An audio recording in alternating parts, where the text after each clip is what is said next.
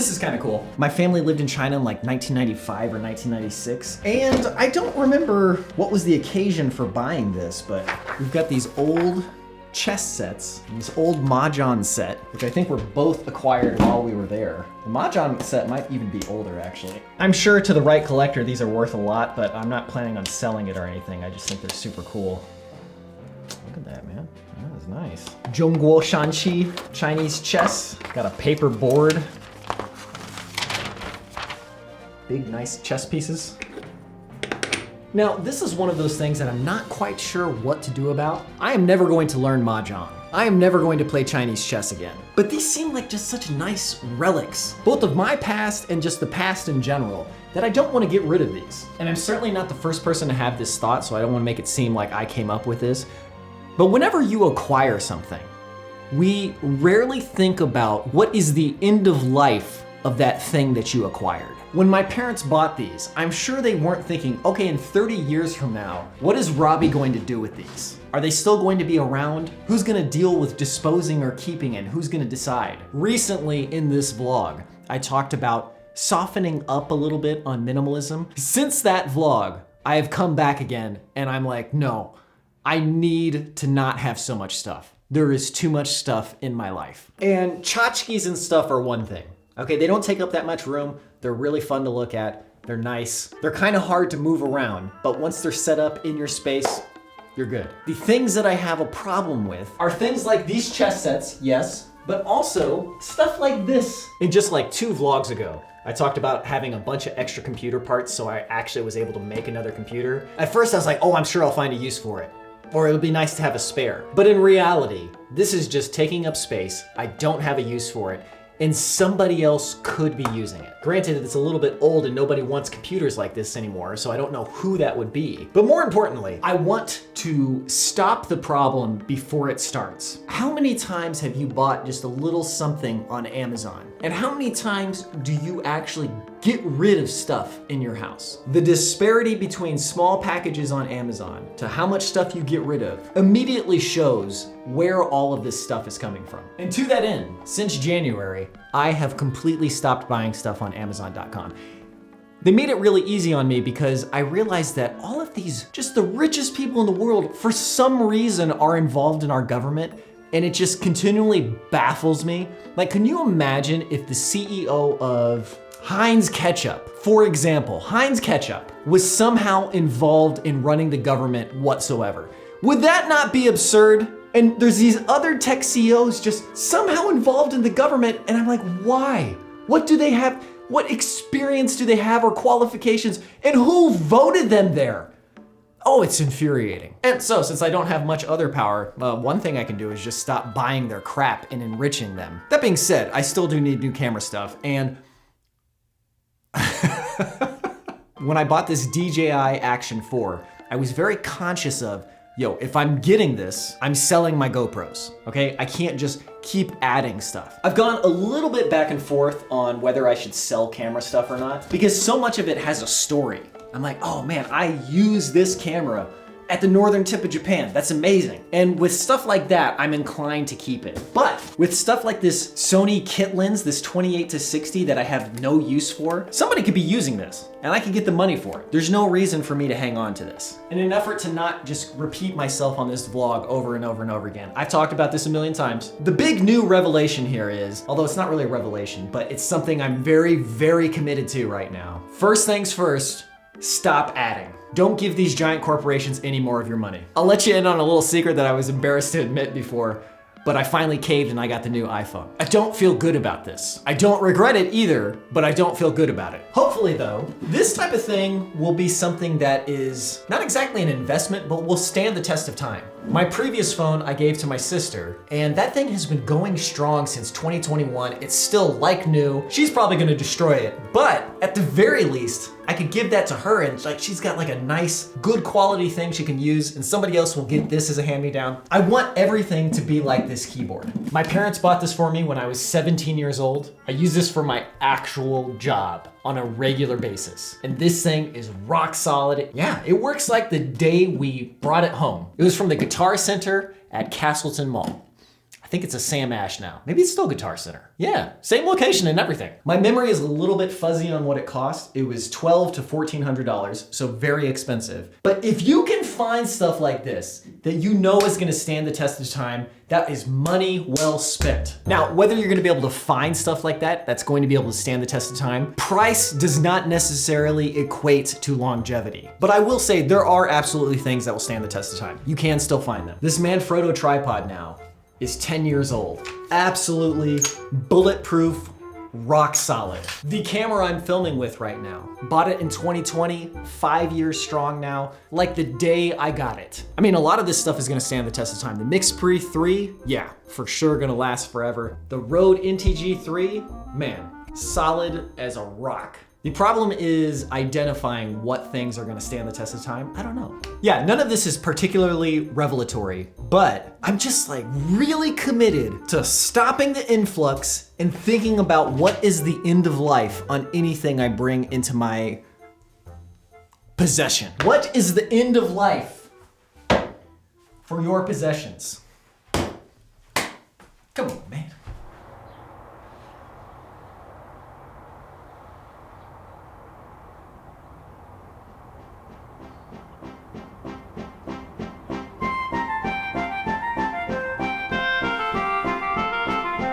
Okay, welcome back to the vlog. So we got some, I don't know if it's sad news, but it's the end of an era. It is the end of an era. If you see over there, that whole shelf is mostly empty. That is because you're moving out of this house. You might make me cry, actually.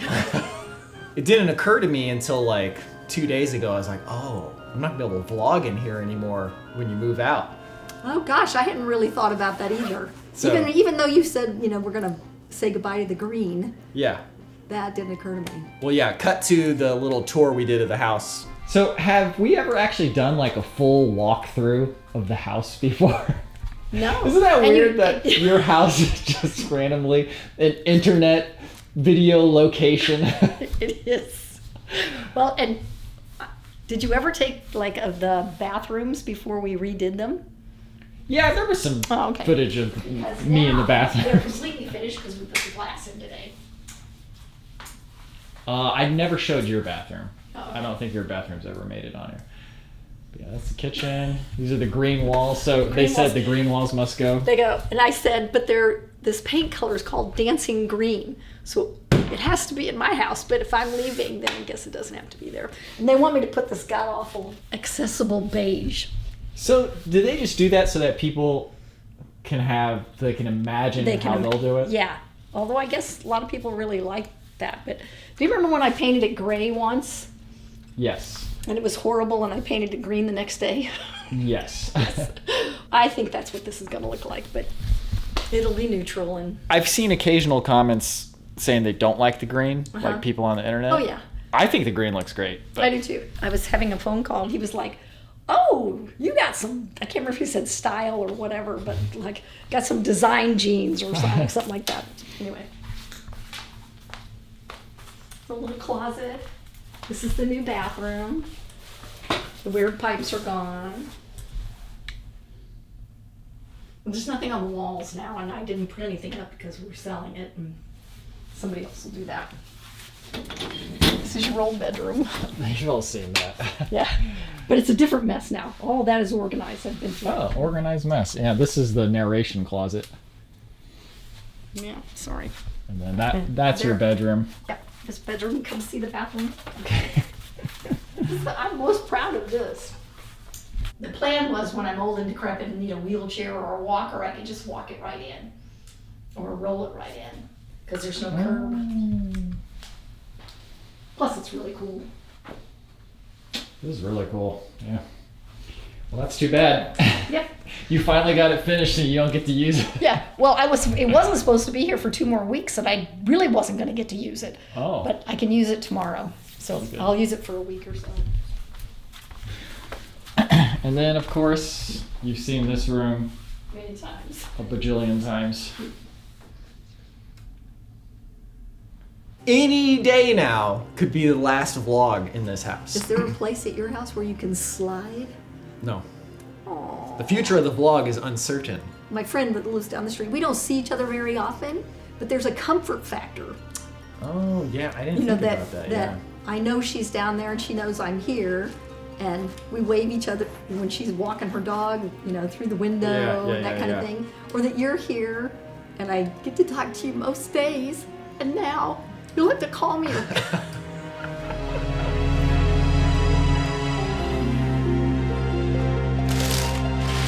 So, as we just discussed, my mother is moving out of this house, which means that I will also have to get all of my stuff out of the house. I still have a little bit of time for that, but that means all of this has to go, all the stuff on the walls, all the stuff in the closet here, this stuff, which is not that much stuff, but I will most likely not be filming at my house, so the future of the vlog.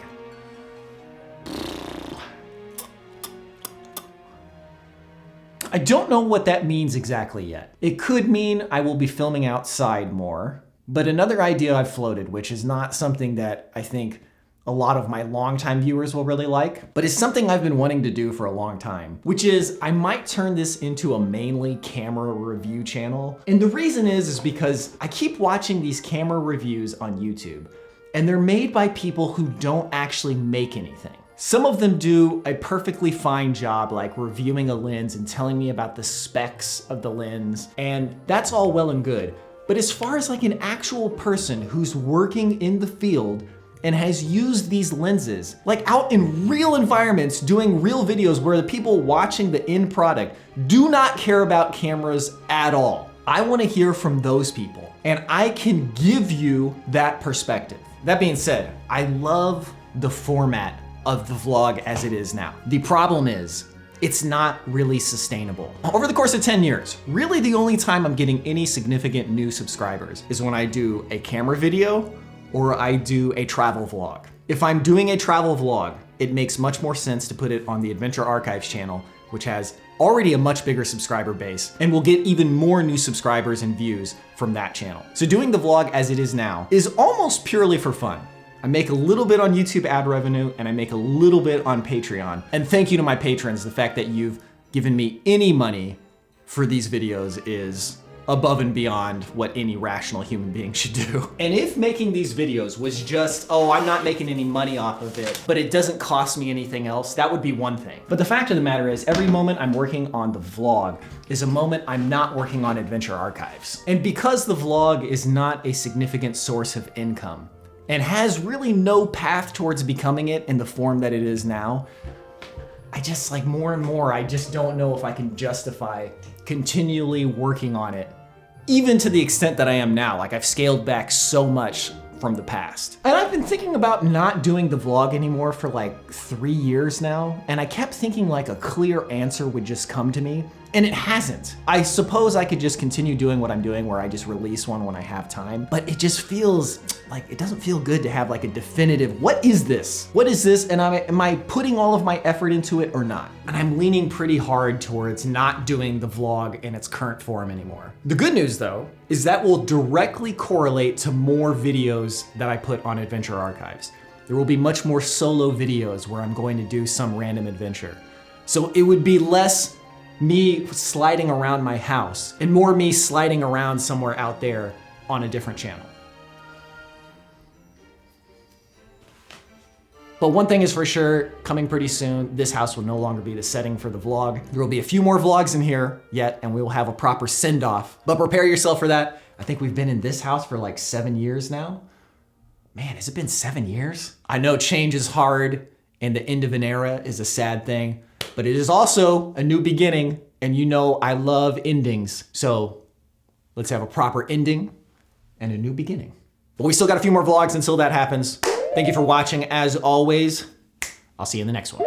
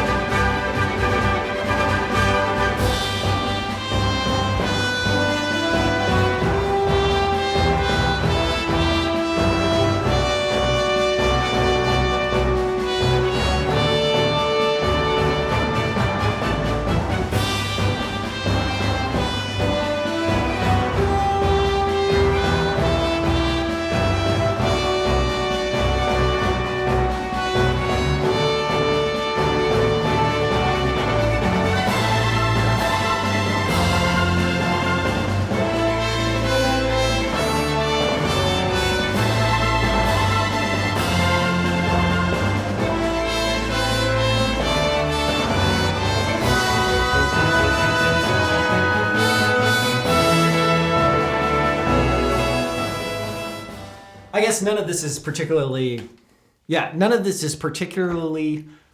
particularly revelatory. Particularly revelatory. That's hard.